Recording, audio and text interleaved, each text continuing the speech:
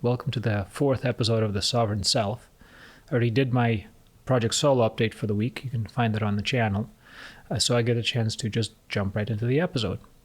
So today's topic is one that I don't think many people tend to bring up because it's quite unpleasant at first sight. And it's the topic of psychological pain.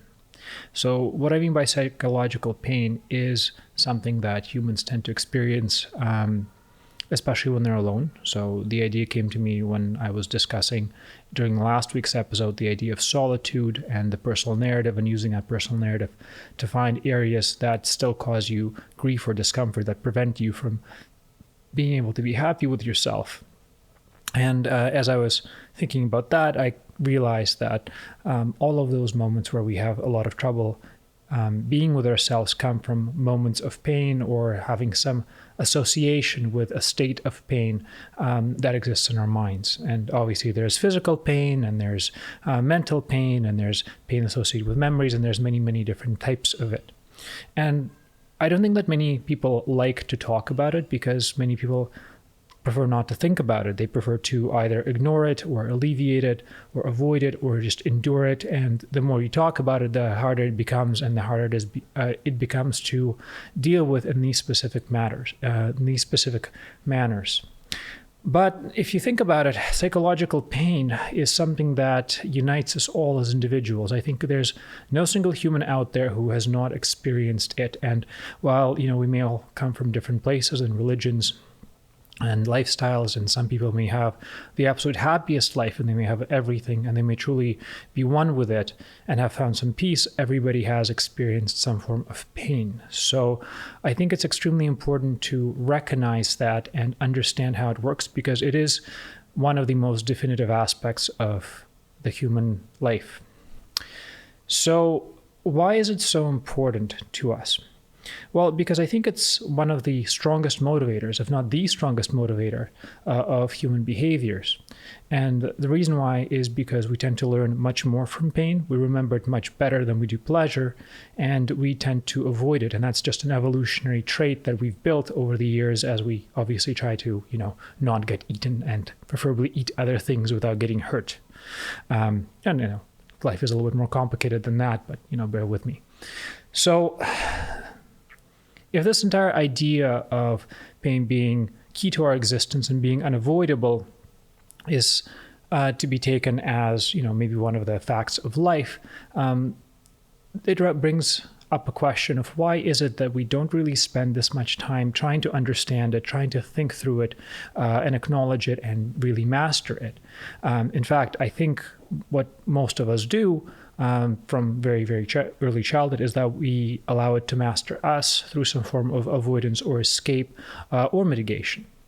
And it's a strategy that works. We find so many ways to not be in pain, from healthy to really, really unhealthy ones.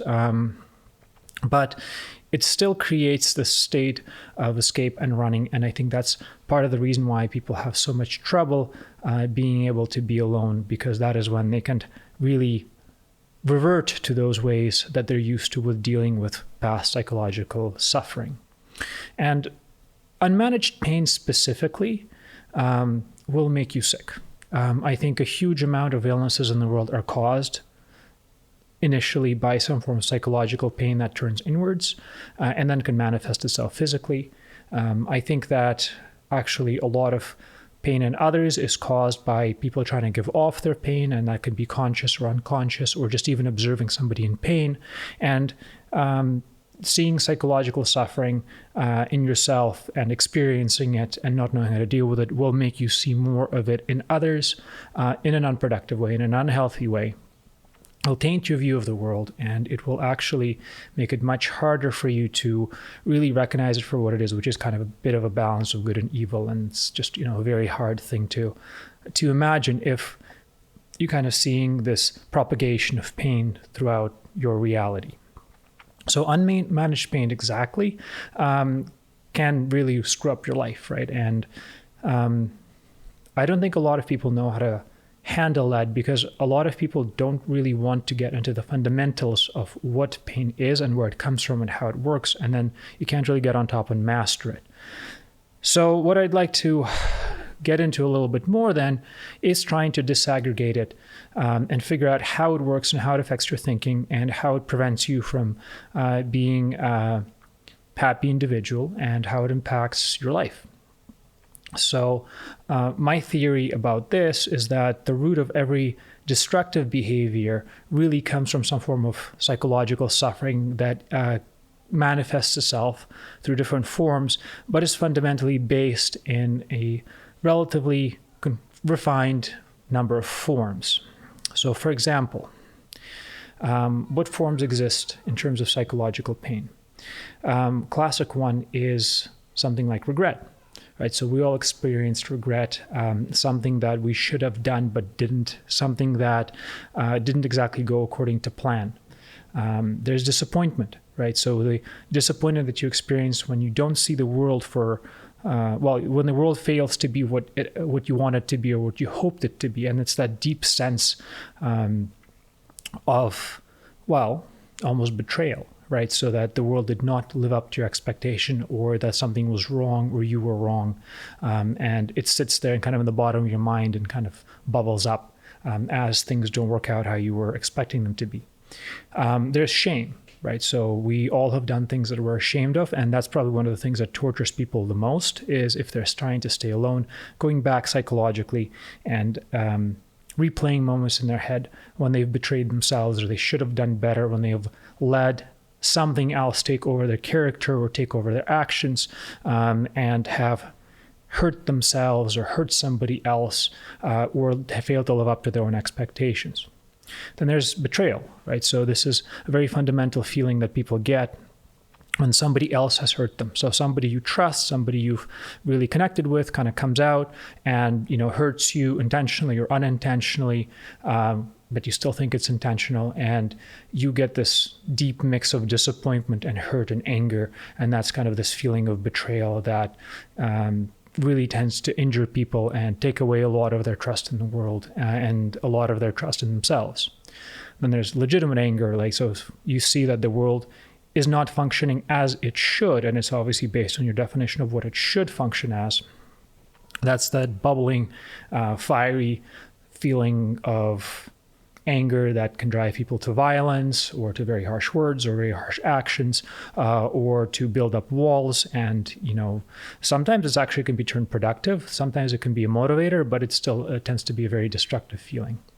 You have fear, right? So that's another very, very early feeling that you experience, and that is that dark terror that you can't even explain, or the foreboding or the sense of doom or dread that can exist from really any event. Like little things can cause fear. There's phobias of basically everything, or it can be major events, or it can be major concerns about coming events. So it's another kind of very fundamental state. And kind of the last one that kind of came to mind was grief and loss. So it's when something is taken away from you, or you lose it, and you just miss it, or you miss that person, or you miss that thing, or you miss that opportunity, or you miss whatever that you kind of built this emotional connection to, and it's taken away unfairly or fairly, and you kind of have to accept that. So these are types of psychological pain, I think, in their very baseline manifestations, and we all experience them, and we try not to spend too much time thinking about it. Instead, what we try to actually do is we try to deal with their several forms of manifestations. So for instance, how can these types of pain come together to create behaviors? Let's take the example of a state of hate. Right? So usually it's a combination of some form of disappointment or betrayal and anger, right? So that's when those two come together and they generate this more complicated feeling of hate, right? And this complicated feeling of hate then eventually can progress towards more serious actions. Unfairness is another one, right? So that's when you can combine quite often fear and disappointment, or fear and loss. It's the state of knowing that, something was not done fair to me, or if it's turned into guilt, maybe it's something that I have not done fairly to others, or if something that I feel I would owe somebody else, whether or not it's right. So we kind of have these bits and pieces coming together to create more and more complex behaviors. Another example, resentment, right? Especially if it's a combination of fear and loss. you can really end up hating somebody and resenting them at the same time, coming from the same root feelings, morphing together in different ways. Abandonment, right? So if somebody leaves you and you have a combination of, let's say, grief and regret and disappointment, you can have this complete devastating feeling of being left alone, and not in the same way you'll feel when you're left alone as if you're doing something in solitude, but like something was, you were thrown away from somewhere, or somebody dropped you and left, and it's kind of this very nagging, very horrible feeling that people have a lot of trouble getting out of. I guess another example is jealousy. Jealousy being a combination of the feeling of you deserving something, so I guess it's disappointment, and anger that you didn't receive it, and also betrayal by somebody you trusted who, whether knowingly or unknowingly, was supposed to give you that thing that you know you deserve or you think you deserve. So now we kind of have this vision building that you have these fundamental states of pain, which are very natural and you kind of experience from very early childhood, building themselves up to the point where they start creating something that's a little bit more familiar in the way that they can be seen in an individual. And even that is still pretty fundamental. Like the feeling of hate is something that takes a little bit of time to get out of somebody or to recognize in somebody, because they actually mask themselves in even more complex behaviors. So here's some examples. Dependencies, right? So abandonment and some form of fear can combine to create a dependency on somebody. Psychological dependency, codependency, the need for somebody to be there to save you from your own pain. There can be a combination which can lead to obsession and depression, right? So where you must do something, you can't let something go, and it can also result in a state of complete sadness that you cannot fix because it creates a mental loop to which you keep coming back to over and over and over again. Another classical, more complex behavior, I think, is addiction. So that's when the many aspects of whatever pains you come together, and in the attempt to escape them, you start reverting to psychological substances, friends, family, video games, whatever, where you kind of become addicted and dependent on them, but also obviously physical substances, alcohol, drugs, sex, anything that kind of gets you out of that pain state that you can't handle. And that can be a combination of all of these different states coming together. Other things, anxiety, self-doubt, self-hate. If you're feeling guilty, if you're feeling abandoned, if you're feeling afraid, those feelings will come together and start undermining your perception of self. And you will start really questioning you'll start questioning what you deserve and what you should be doing and what the world owes you or what you owe the world. Another one, mistrust. So mistrust being suspicion, right? So that you will not connect well or easily with others because you're anticipating that they will hurt you or maybe that you will hurt them. And that's a fundamental issue in many relationships that you can't fix in the other person, is that if they don't trust you because they've had this experience with pain that they haven't dealt with or don't know how to deal with, there's nothing you can do about it. And that is a perfect example of how some pain can generate much more pain down the line. I guess last example here would be disassociation or hopelessness, right? So if you have too much of these complex emotions or increasingly complex emotion bubbling up, or you're just in too much pain, what happens to your mind, also what happens to your body, you go into a state of shock, and it just starts shutting down. You just start feeling like this wall come up between you and the world, and then you just can't, relate, you don't care, you don't want to care. Basically, you just shut yourself down as a protective mechanism. So these are an even more complex set of behaviors that are kind of building up like a pyramid from those very, very bottom states of pain.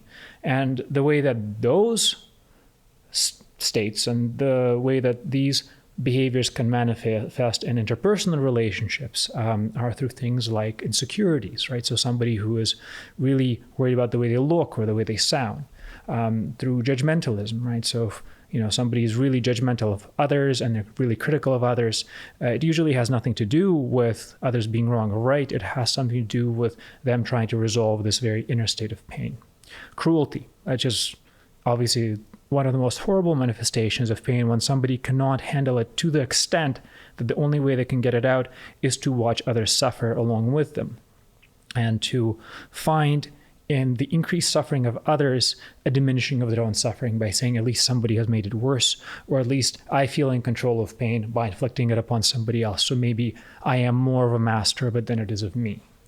Different example, impulsivity, right? Where perhaps you are in such a state of disarray that rather than trying to figure out the source of what you want and what is it that drives you, you just quickly change your mind and pick things up and drop them and just do things by instinct, trying to find something that distracts you from this underlying horrible structure of suffering that may be lying there in wait.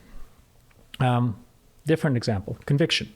So ideologies, closed-mindedness, tying yourself to an idea or religion or philosophy, helpful or unhelpful, and becoming completely dependent and tied into the point where you cannot take anybody else's perspective. And I think a lot of issues with hate and groups like neo-Nazi groups or hate groups or extremely religious groups or terrorist groups kind of tie themselves in that they found some form of greater meaning in their pain, and they manifested by saying that the only way to escape this pain is to do what I do, is to believe in what I believe in, and everybody else propagates more of the pain that I'm trying to avoid. So I'm actually the good guy by trying to fight it and trying to get people into my mindset, and they're either with me and alleviating this suffering from the world, or they're the cause of it. So not a great state to be in. Greed, this feeling of insatiable desire, or the belief that you're owed things and you must possess them in order to relieve the emptiness that you might feel as a result of this complex structure of suffering. Wanting for money, feeling fulfilled with money or things or objects or whatever it is that you're collecting. Different one, deceit. The feeling that you must lie, or the feeling that people will lie to you, and that lying is a way to avoid what is happening to you psychologically, or to help other people avoid what's happening psychologically. So lying can be done from the best of intentions, but it still often comes from the fact that people don't want or can't recognize the actual state of things and the actual source of what is happening to them. And kind of a last example I came up with here was this idea of the lack of attachment, right? So walling yourself off for whatever reason. You might say, hey, I don't trust people, they don't trust me, I can't handle my own stuff, I can't handle other people's problems.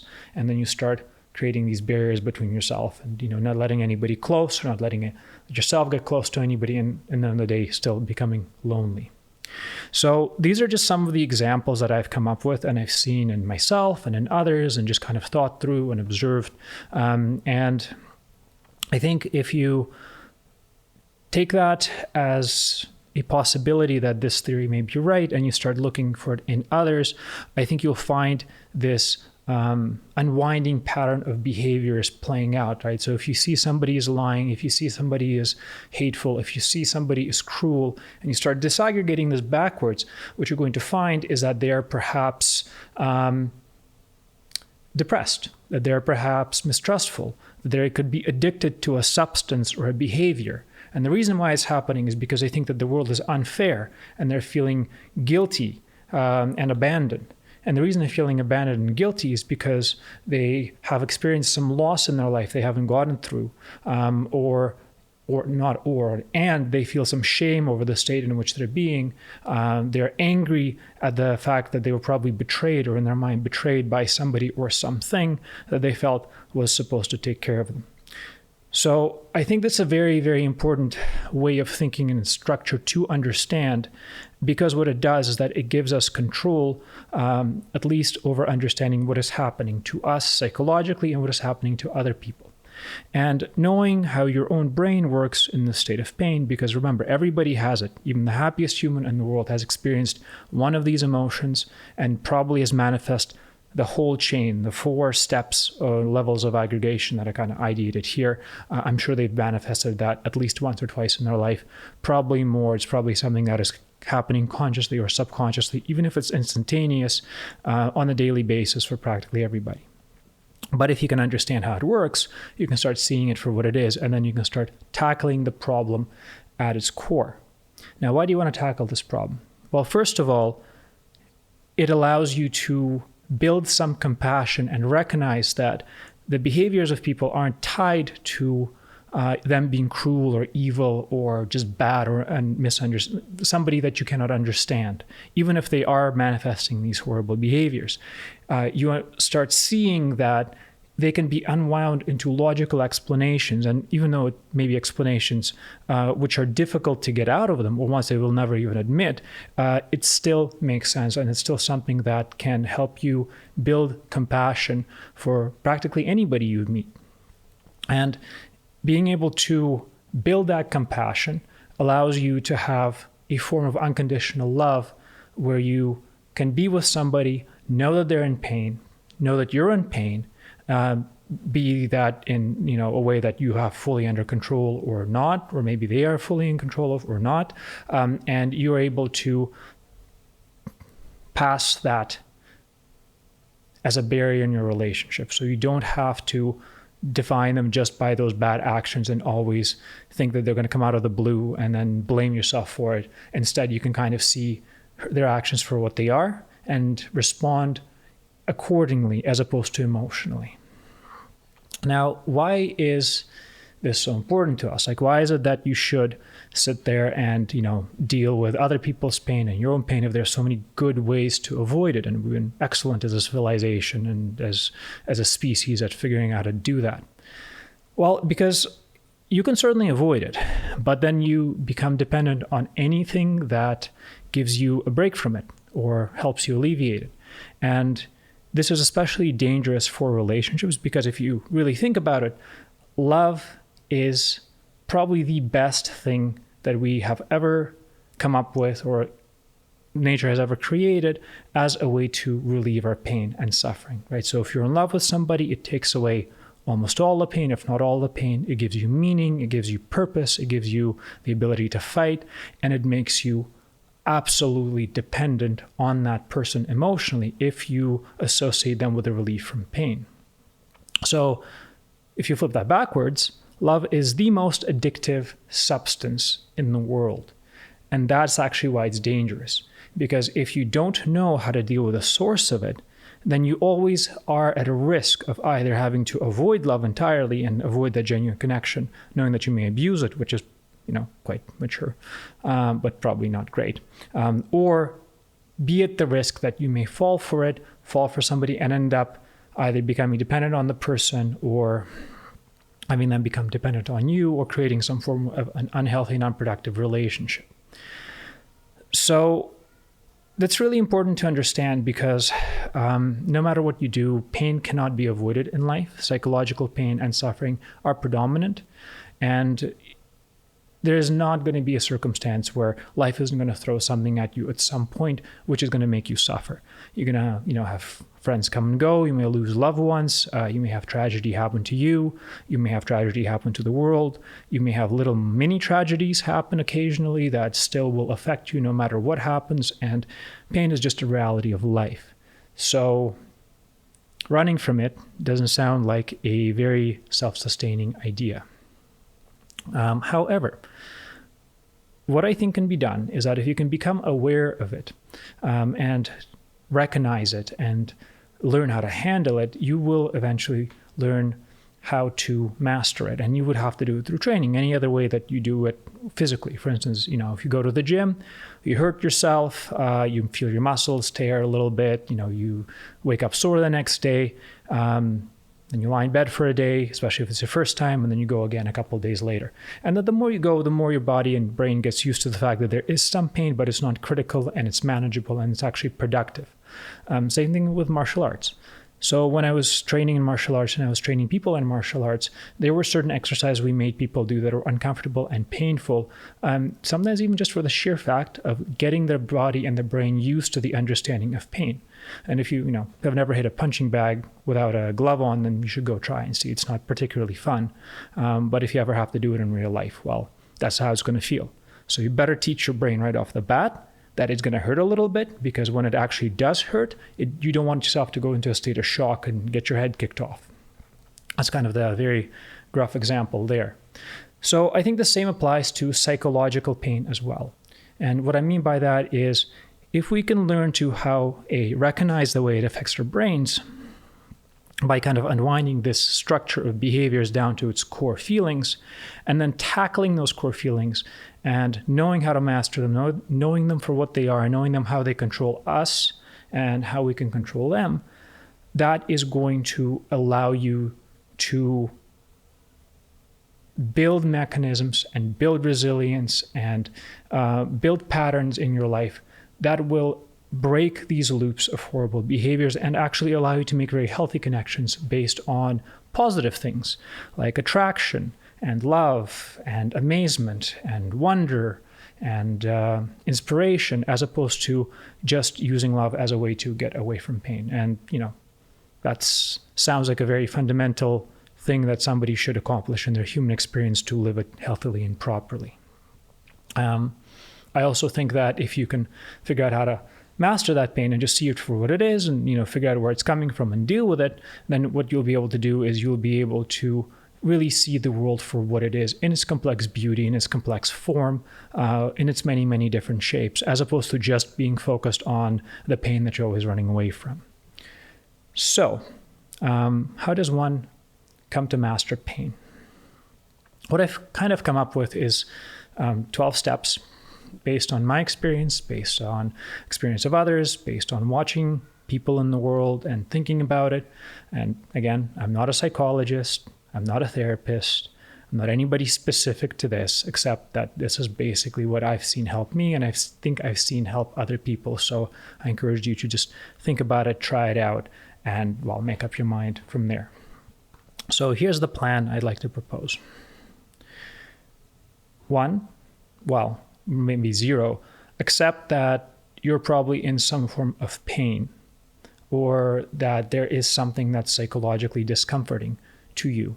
And you can really figure that out pretty fast by literally just going somewhere in solitude and sitting for an hour or 20 minutes or a couple of days in a room or in a place on your own, letting yourself think and seeing if there's anywhere in your narrative that you can come to which still causes you discomfort. And if it does, and you feel like you can't be alone with yourself or you're unhappy, then I think you're kind of identifying the patterns and the behaviors of these pain pathways, and then you can really start thinking down through to its source. So step number 1, recognize that it's your responsibility to deal with this pain, right? It's your own, right? You can absolutely get help for it. You can figure out how to talk about it, but it's not the responsibility of other people to fix it for you. And that's probably the most fundamental step. That is simply between you and them. You and whatever demons are existing in your mind, whatever is torturing you in its solitude. And you have to become one-on-one with it and say, this is something that's mine.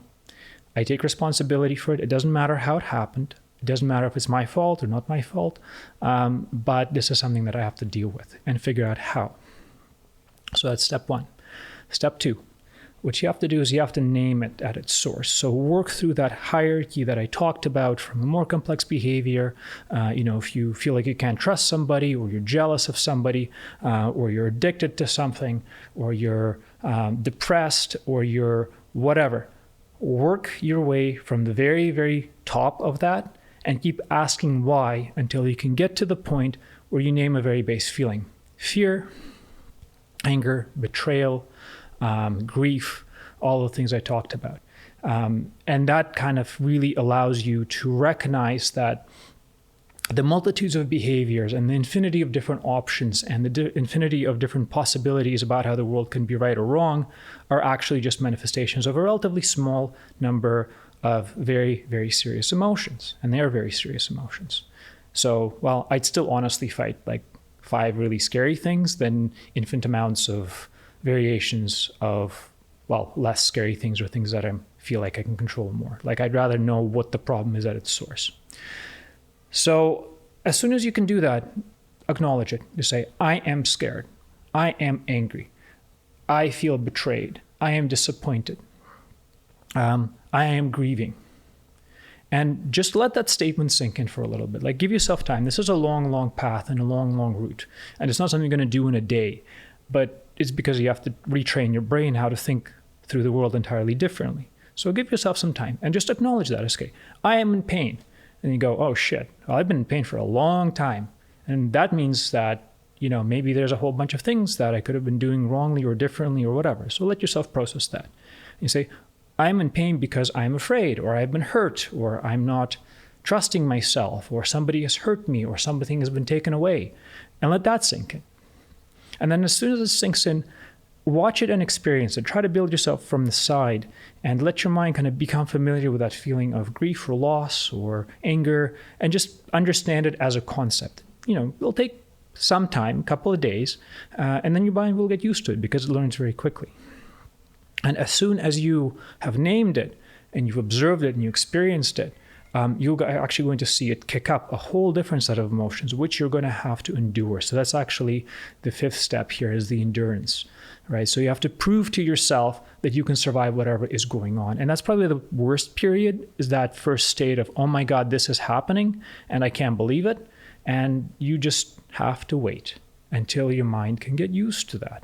And whatever you do, do not pass your blame on to others, right? Don't say, well, it's not fair that it's happening to me and somebody needs to help me, or I need to get this out onto somebody else. And as soon as you do that, then you have to start the whole process again. So don't waste your time. Just wait.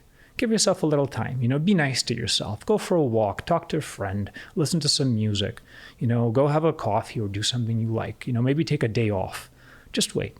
And as you wait, the sixth step is this: observe it, learn it, figure out what the patterns are, and especially figure out what makes it worse, right? Because there's probably some memories that are triggers, or there's some things that create more pain, or maybe there's tendrils of it connecting it to other experiences and different feelings. So just sit there and kind of observe it as you endure it and learn how it works, and especially what makes it worse, so that when it dies down a little bit, meaning that your brain's kind of used to it, like you bang your elbow and it really hurts for the first 2 minutes, and then it kind of hurts, and then it kind of passes over the next couple of days.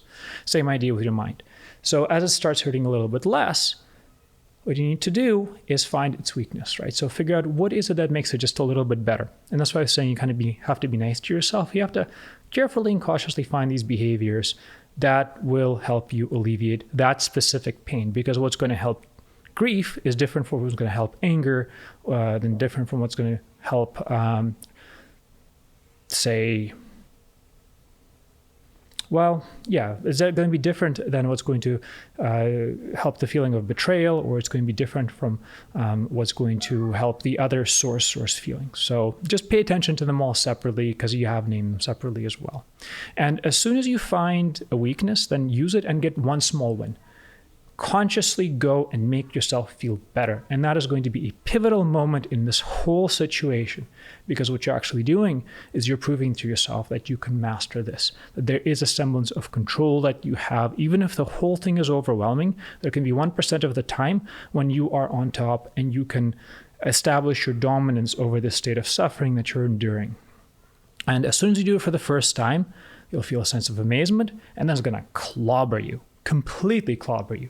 And the reason why is because this mind-changing, state-changing action of you taking control of pain is going to create a cascade of realizations and decisions and regrets that maybe you should have done this differently, or this can't possibly be right, and this doesn't work, and it's going to create this state of doubt and confusion and anger and everything else, while your brain processes the fact that maybe this fundamental existential problem you've had is tied to a relatively controlled source of this fundamental painful emotion, and that you may potentially kind of somewhat have some control over that. And until it gets used to that, you're going to be again in complete chaos. So give yourself some time, endure that retaliation, and just wait until things come down. And as soon as they calm down, do it again. and do it again. And this is where that fight, really happens, is that you have to train your brain over and over and over and over again how to hit that problem point until you're used to it. Very much like in martial arts.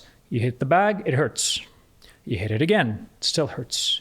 You hit it again, it still hurts. You take a break, it hurts a little bit less. And then you come back and do it again. And you keep doing that until eventually you build up calluses on your knuckles. And then your brain's used to the fact that it's not, your arm breaking off. It's just a little bit of an impact. And then, you kind of have little tricks and you think about different things as you do it, or you hit it from different sides, or you yell, or you don't yell, and you close your eyes, you open your eyes. Like all of these little tricks are things that you have to learn. And that's actually what you're supposed to do with psychological pain as well. As you go through this training process, you have to learn how it works and why it works the way it does. So we're actually at step 10 now. I kind of forgot to call out the numbers, but it doesn't matter. Number 11. You have to reward yourself for every little victory or every little attempt, right? So especially at the very beginning, you can't punish yourself into being better. You cannot punish yourself or shame yourself or guilt yourself into being a master of anything. So what you have to do is you have to recognize the magnitude of the process that you're taking on and the goal, and just pay your brain. Hey, you did great, man. Let's go have a coffee. Hey, you did great. Let's go talk to my friend. Let's go paint. Let's go listen to some music. Let's leave work 20 minutes early today.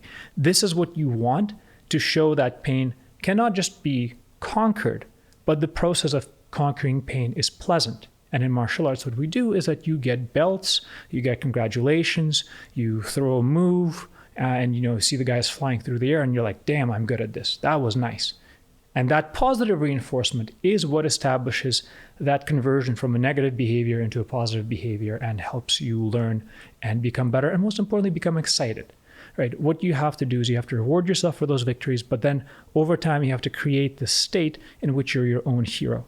Like you have to be your own hero. You have to congratulate and be amazed and acknowledge this tremendous turnaround that you've done towards being a different individual. And different not being that you're changing your personality, different being that you're changing your modus operandi, your very base programming of having to run away from pain to coming to accept it for what it is and being prepared for it for the rest of your life, right? And it's going to be a long process. You're not going to get this done in a week. You're going to probably take months or years to figure it out, depending what happened to you and where you're at and what's going on. And, some people will naturally experience more pain than others. And, well, that's just life, man. That's just how it works. And you have the option of either running away from it and manifesting all those horrible behaviors and maybe getting lucky and avoiding them, or not, probably not. Or you can try to get on top of that. So, and if you do get on top of that, then you absolutely should be congratulated. You've hacked a big portion of life. You are a hero to yourself because you've conquered your own demons. You'll be able to be in solitude happily. You'll be able to be in healthy relationships. You'll be able to make friends. You'll be able to be compassionate. You'll be able to be kind. And most importantly, you, by learning how to manage your own suffering, will be independent of others. You're not going to pass it on. You're not going to be dependent on the love of your partner or the love of your parents or the love of your friends to make yourself feel better. And through that, you will be able to love them unconditionally because you will be able to see the pain in them. You'll be able to recognize it for what it is and not take it personally and not be guilty and angry and shameful and all of these other bad things about what's going on with them. Instead, you can help them just by being not like them and showing that that's even possible. And B, by helping them recognize those patterns in themselves and go through the same process. So that's actually the point of the soul, right? By recognizing your own suffering and dealing with that suffering, because you're going to have it, you've already had it, you're going to have more of it, you're having it now, it gives you control. And having this genuine control allows you to tackle the source of the problem rather than responding emotionally to its many kind of manifestations and forms and shapes and, really complex games of blame and guilt and whatever. So what I've really come to realize at the end of all this thinking is that the foundational purpose, in my understanding, of psychological pain is to allow you to control these worst parts of your life so that they don't end up controlling you. And by learning how to be with the worst of yourself and mastering the worst of yourself and training yourself up for the future challenges that you're going to have, you're really going to begin finding that self-sovereignty, that self-rule, that self-realization, and that self-comfort that I think you will need in order to experience life to its fullest and to do whatever good you're trying to do in life and to manifest yourself through your accomplishments and make those accomplishments unconditional, meaning that you're not doing them for the sake of somebody else or for the sake of some reward or for the sake of some acknowledgement, which in turn will create more pain if you don't get it. You will do them just because you feel that's the right thing to do and nobody can take it away from you. And in doing so, not only will you become self-ruling, but you will also become invulnerable. Because if you know how to deal with pain, people will inflict pain upon you, and you will understand that it's coming from a place of their own pain, and you will be able to recognize it, take it in, deal with it, and let it go. And that is what's going to make you a very valuable person to have around, right? That people don't want to hurt other people. And if you can recognize that, know when they do it, and respond with compassion and kindness and not magnified through these cycles of additional pain, well, that's going to be a game changer for everybody. So that's the meaning I found in this so far. To me, it's been actually quite life-changing, I think. And I've come to the conclusion that it applies throughout the worst moments of my life. And I've had some pretty bad moments and the best moments in my life. And I feel that's something that can contribute to my future happiness significantly just by being able to look at it that way. And realistically, I'm still going to take, months and months and months, if not years and years and years, to properly figure this out. But what I would like to suggest to you guys, think about this, try it out for a short little while. Imagine it that it could be something that is a possibility that this could be how the world works. Try it out, do it yourself, and see what happens. So I think that's it. Let me know what you think. I'm always very curious about the comments. I'm going to start doing interviews this week, actually. So I'm going to start posting some stuff up. I really find it beautiful to be able to communicate with people who are exploring the same things, or even actually ones who aren't, and getting them to discuss them. So I'll see how that goes. And subscribe, share. I'm a third of the way through my project solo. And I'm very curious to see what the rest of it's going to be like. So thanks guys. I'll see you next week. I'll keep posting content up, and thank you for listening.